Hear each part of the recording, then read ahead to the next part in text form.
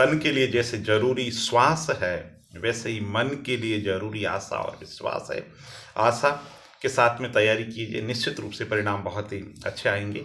और मुख्य परीक्षा की जब भी मैं बात करता हूं तो हमेशा एक बात कहता हूं कि प्रारंभिक और मुख्य परीक्षा के जो कॉमन टॉपिक है उनको तैयार करो। और एक बात मैं हमेशा कहता हूं कि विषय को समझो, है ना। फिर जो शिक्षक पूछता है वो उसका कर्म है, आपका कर्म क्या है? विषय वस्तु को ध्यान से पढ़ना, उसे ध्यान से समझना, उसके सोर्स नोट्स बनाना और उसको रिकॉल कर लेना, हमेशा हमेशा के लिए हृदयंगम कर लेना। जैसे कि एक टॉपिक है धर्म, तो दोस्तों धर्म क्या है? धर्म के बारे में जब भी हम पढ़ते हैं, देखो धर्म के अंदर 3 पक्ष होते हैं। दुनिया का कोई भी धर्म हो उसमें संवेगात्मक पक्ष होता है, एक है संवेग होती है, इमोशन होती है। दूसरा पक्ष होता है उसका क्रियात्मक, जिसमें पूजा पाठ मंदिर मस्जिद ये होते हैं, दूसरी बात, ठीक है। और तीसरा पक्ष होता है ज्ञानात्मक, जिसमें पवित्र पुस्तकें होती है, उनका अध्ययन करते हैं इस तरीके। तो धर्म क्या हो गए? 3 पक्ष हो गए, संवेगात्मक पक्ष, ज्ञानात्मक पक्ष और क्रियात्मक पक्ष। तो धर्म के लिए फिर आप पढ़ोगे, क्या पढ़ोगे? धर्म क्या है? जो व्यक्ति और समाज दोनों को धारण करें, जिससे दोनों का कल्याण हो, वो धर्म है। फिर धर्म क्या है?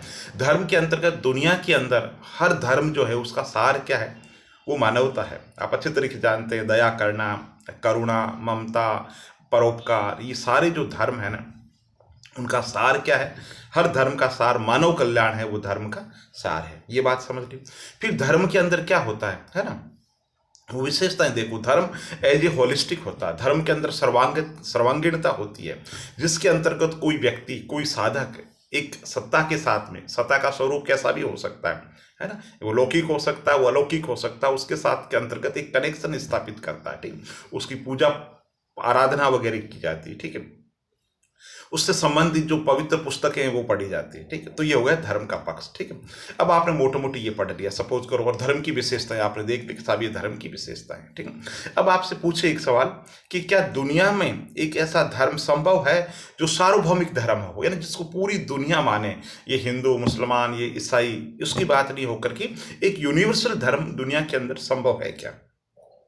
तो आप लिख देंगे हाँ साहब, दुनिया के अंदर यूनिवर्सल जो धर्म है, सार्वभौमिक जो धर्म है, वो संभव है।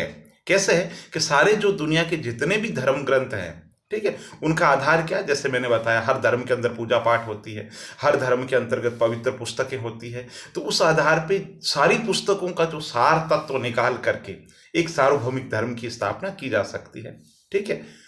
वो क्या? अब उसमें देखो आलोचना कैसे होगी, ये तो आपको, हाँ साहब दुनिया के अंदर सार्वभौमिक धर्म, जैसे सपोज करो 200 शब्दों में आपको कोई चीज पूछी जा रही है ना, क्या सार्वभौमिक धर्म संभव है क्या? तो शुरुआत में आप कहोगे हाँ साहब, धर्म क्या है? धर्म तो वो है जो लोगों को जोड़ता है, ठीक है। धर्म का सार तत्व सारे धर्म ग्रंथों के अंदर एक ही है, दया, करुणा, ममता, नैतिकता, परोपकार, ये सारे जितने भी धर्म ग्रंथ है उनका सार यही है, ठीक। तो पहले तो आप ये बात कहोगे, फिर अंत के अंदर कहोगे कि धर्मों के अंतर्गत विविधता बहुत ज्यादा संभव है, ठीक है। धर्म के अंतर्गत क्या है? धर्म के 2 पक्ष होते हैं, एक आंतरिक पक्ष होता है, एक बाहरी पक्ष होता है, ठीक। तो आंतरिक पक्षों के अंतर्गत तो सार है, लेकिन जो धर्म का जो बाहरी पक्ष है, जो व्यक्ति पर निर्भर करता है, कोई व्यक्ति आस्तिक है, कोई व्यक्ति नास्तिक है, कोई किसी को मानता है, कोई किसी को मानता है, कोई किसी किताब को पवित्र मानता है, कोई किसी, है ना। और धर्म के अंतर्गत भी बहुत सारे संप्रदाय, ये सबकी अलग अलग मान्यताएं हैं। तो धर्म के अंतर्गत सार्वभौमिक धर्म, है ना, संभव नहीं है। वो संभव कब है? जब सारी दुनिया से कट्टरता खत्म हो जाए, धार्मिक कट्टरता खत्म हो जाए, सब लोगों के पास में वैज्ञानिक दृष्टिकोण हो जाए, मानववादी सोच हो जाए, ठीक है, और सारी की सारी दुनिया एक मत हो जाए, तब सार्वभौमिक जो धर्म है वो संभव हो पाएगा। बाकी सामान्यतः ये जो धर्म है एक अवधारणा है ना, जो हो सकता है कभी आने वाले समय के अंतर्गत इसको कुछ अमली जामा पहना सके, लेकिन पूर्ण रूप से ये सार्वभौमिक धर्म जो है वो संभव नहीं है, क्योंकि ये बाधाएं हैं।